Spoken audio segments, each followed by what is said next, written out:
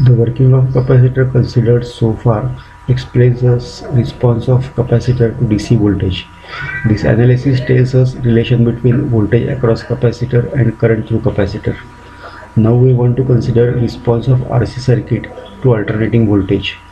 The slide that we see contains such a circuit with AC voltage supply. The equation that connects voltage and current of capacitor is shown in next column. These equations contain differential coefficient. So if we substitute sinusoidal voltage value, then we get current equation of capacitor. In this way, we get two equations, one for applied voltage across capacitor and second for current passing through capacitor. These two equations are representing sinusoidal steady state waveforms for voltage and current.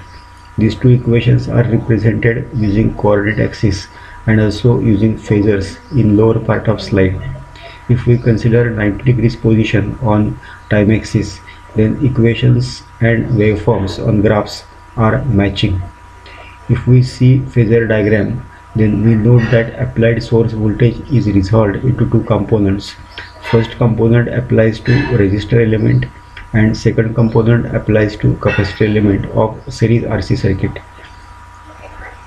Further, current is in phase with voltage across resistor and same current leads the voltage drop across capacitor by 90 degrees.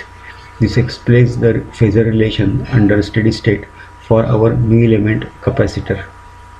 Now the next slide that we see shows both circuits and corresponding equations for series RL and RC. The first three equations are repeated from earlier slides, but fourth equation explains relation between peak value of voltage and current. These values are related through L omega. In next equation, L omega is equated with XL. This XL is termed as inductive reactance of inductor.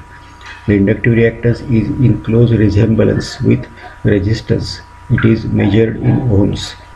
Similarly, in case of RC circuit, peak value of voltage and current are related through capacitive reactance and symbolized by letter Xc. This value is equal to 1 upon C omega. The peak values of voltage and current are related through inductive reactance and capacitive reactance in inductive and capacitive circuits respectively. If we want to relate power supplied by source in both cases, then instead of peak values we need to consider another value of voltage or current waveform. In case of resistive circuit, average power is that value of power such that area under I square R curve and area under horizontal line corresponding to average power both for half of the period of waveform must be equal. Since angle of phase difference between voltage and current of a resistive circuit is 0, both expressions for waveform have multiplier sin omega t. The first column of slide shows expression for instantaneous power in resistive circuit.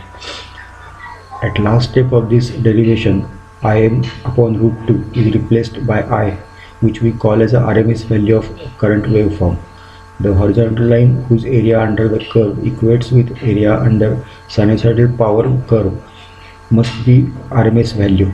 In this way, we arrive at values that may be used similar to DC circuit parameters, voltage and current.